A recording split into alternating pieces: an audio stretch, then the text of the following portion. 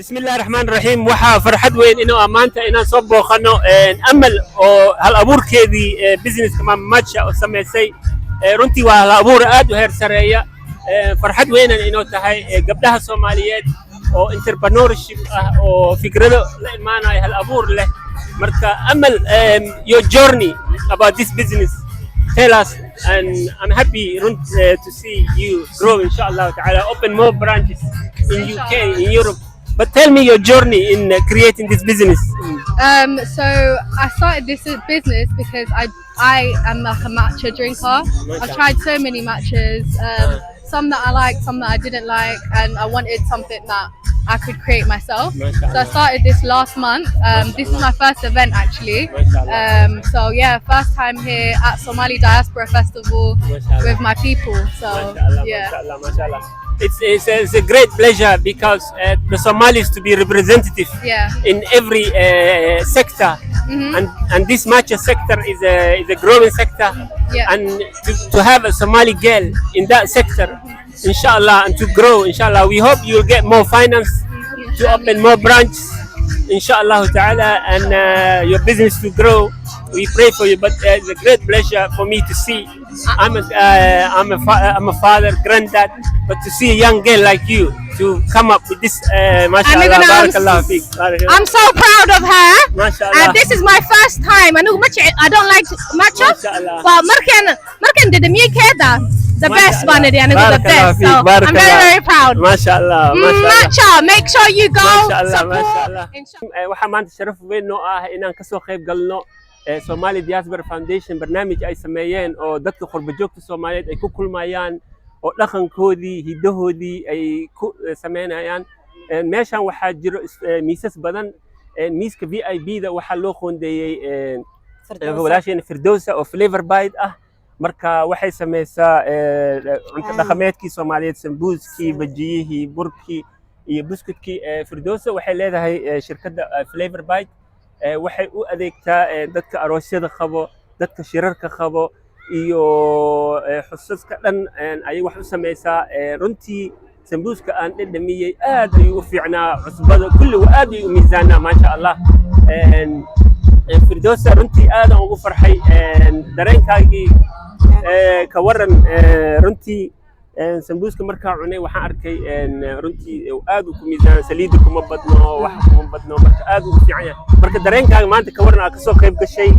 iyo waxyaabaha aad sameysay nooga hadal insha Allah alxamdulillah aad u faraxsanahay maanta dadkan oo VIP cuntada iyo soo dalbadeen alxamdulillah cuntadeena anima isfaali hooy wallahi waxa dadka dhan faaliyeen waaye wax oo nadiif ah flavor kada waa ujeedin flavor baas wixii hal qawalba markii goosatid ba ما شاء الله ودريميسا انتي او cunto oo macaan asiyahay oo cunto nadiif asiyahay ما شاء الله الحمد لله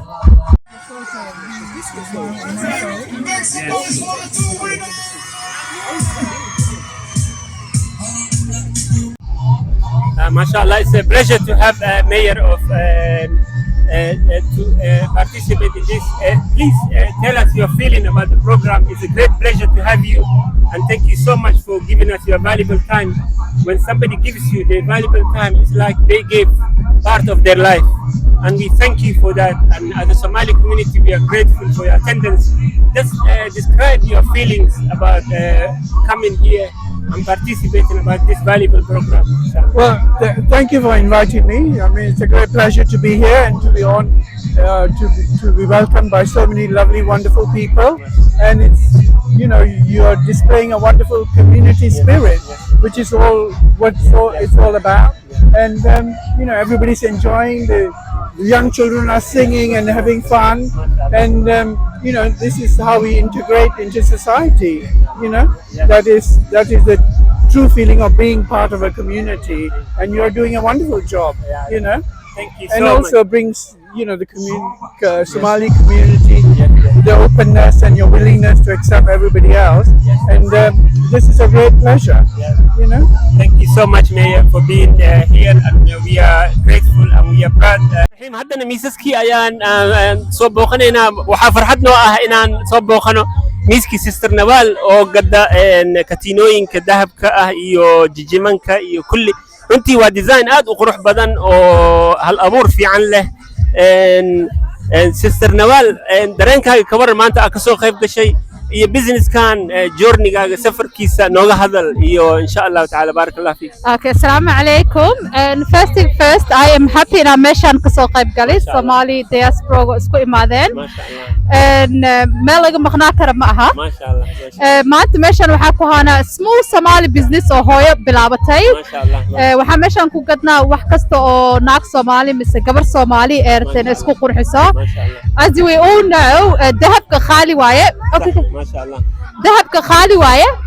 So everything we have is gold plated jewelry. MashaAllah. So dahabkii ma aha waa wixii dahabka lagu soo kuday oo nagaheeni gabdhaheeni maamaheen Soomaali ay ku libisi karaan.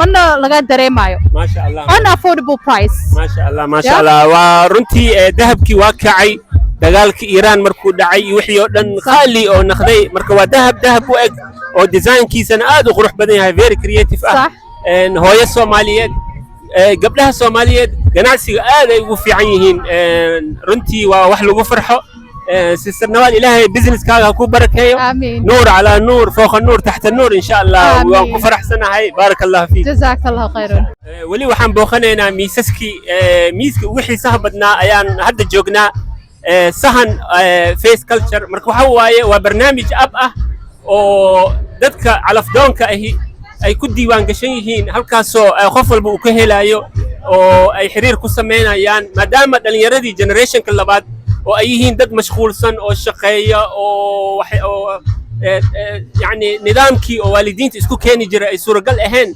marka applicationkan wuxuu suuragelinayaa in calafdoonka Soomaaliyeed dhalinyarada jiilkii cusbaa oo inta ku dhashay inay calafkoodii iyo qofkii ay ku raadsadaan waxa farxad weyn inoo ah asaasayaashii inaan la kulanno Maxamed iyo Faadumo Mahmoud yani Mahmoud dareenkaagii how you feel about this program and making this program how long did it take you your journey macna safarkaagii sidee kugu qaaday bal nooga hadal insha Allah صح ما شاء الله soo dhawaada waan soo dhaweynaynaa sahan ku soo dhawaada and we developed this app about a year ago and we're global we're available in America we're available even in Somalia Kenya alhamdulillah now we have we launched about 6 months ago even though we started developing about a year ago we have 3,000 users which is it's growing really fast so it shows that it's a needed app for the community. But we're quite happy with the speed of development, speed of growth. Alhamdulillah. This sort of winning now. MashaAllah. Faduma is also one of the founders or association kamid ah. Faduma, we are quite fascinated with this application. We were waiting for a long time. And alhamdulillah, I'm happy to see application dedicated to Somali Alafdon. Marka, how's your feeling? The application is out. You got 3,000 subscribers and you're expecting to grow more. Marka, dareenkaagi, how you feel? No, inshallah, we're gonna go global. At the moment, the app is open to everybody in the world. We're gonna have more users, inshallah. So, meel kasta ka soo baxa, meelaha kale ku jirtiin ka soo baxa, inshallah, sahan isku imaada.